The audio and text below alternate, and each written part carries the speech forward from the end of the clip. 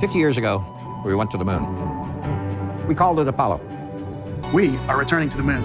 As a new generation of explorers. This time to stay.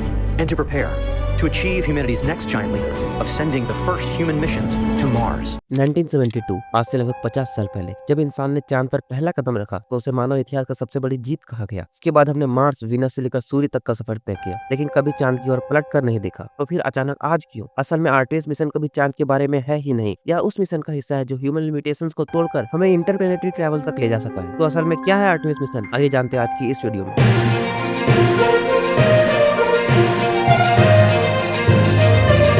Artemis कोई अचानक लिया गया फैसला नहीं है। यह दशकों से वैज्ञानिक समझ, असफलताओं और सीमाओं से पैदा हुआ है। पृथ्वी के बाहर इंसान का टिकना सिर्फ टेक्नोलॉजी का नहीं बल्कि बायोलॉजी, साइकोलॉजी और रिसोर्सेज का भी सवाल है। चांद को सिर्फ एक एक्सपेरिमेंटल लैब की तरह यूज किया जा रहा है। चांद पृथ्वी से दूर जरूर है, लेकिन इतना भी नहीं कि गलती सुधारा न जा सके। यही वजह है कि नासा ने मून को मार्स से पहले चुना। मार्स एक तरफा यात्रा बन सकता है, लेकिन मून एक प्रयोगशाला है, एक एक्सपेरिमेंटल लैब जहाँ इंसान सीख सकता है। इसका लक्ष्य सिर्फ चांद पर पहुंचना नहीं बल्कि वहाँ रहना सीखना है। इसी कारण चांद के साउथ पोल जैसे क्षेत्र में रुचि दिखाई जा रही है, जहाँ लंबे समय तक लाइट और रिसोर्सेज की संभावना है। इसलिए आर्टेमिस प्रोग्राम को 3 स्टेप में बांटा गया है। पहला स्टेप टेक्नोलॉजी टेस्ट करना, दूसरा इंसानों को उस तकनीक में बैठाने के लिए, और तीसरा इंसानों को फिर से चांद की सतह पर उतारने के लिए, ताकि हम स्पेस में सिर्फ जाने नहीं बल्कि जीने के चैलेंजेस को समझ सके। एक और बड़ा बदलाव है कि आर्टेमिस केवल अमेरिका का मिशन तक सीमित नहीं है, यह एक अंतर्राष्ट्रीय प्रयास है। इसका मतलब यह है कि भविष्य की स्पेस एक्सप्लोरेशन किसी एक देश की जीत नहीं बल्कि साझा मानव प्रयास होगा। लेकिन हर बड़ी योजना के पीछे एक कठिन सच्चाई होती है, अंतरिक्ष माफ नहीं करता। यहाँ गलती का मतलब केवल मिशन फेलियर नहीं बल्कि इंसानों की जान भी जा सकती है। यही कारण है कि आर्टेमिस प्रोग्राम को बार बार डिले किया गया, रीडिजाइन किया गया और रीथिंक किया गया। नासा जानता है कि पिछली गलतियां इतिहास बन चुकी है, लेकिन उनसे सीखा गया है। आज की स्पेस एक्सप्लोरेशन केवल रोमांच नहीं बल्कि जिम्मेदारी भी है। हर कदम के साथ एक सवाल जुड़ा है कि इंसान कहां तक जा सकता है और किस कीमत पर। आर्टेमिस प्रोग्राम का असली महत्व चांद पर झंडा गाड़ने का नहीं है, इसका महत्व इस बात में है कि इंसान अपनी सीमाओं को कैसे समझता है। चांद सिर्फ एक पड़ाव है, असली यात्रा तो उससे आगे की है। आज जब हम चांद को देखते हैं तो वो सिर्फ एक गोल चमकता हुआ पेड़ नहीं है, वह एक परीक्षा है इंसानी धैर्य, विज्ञान और भविष्य की। आर्टेमिस प्रोग्राम इसी भविष्य की तैयारी है, यह तय करने की कोशिश कि क्या इंसान सिर्फ पृथ्वी का प्राणी है या पूरे ब्रह्मांड का। और यही वजह है कि इंसान चांद पर वापस जा रहा है।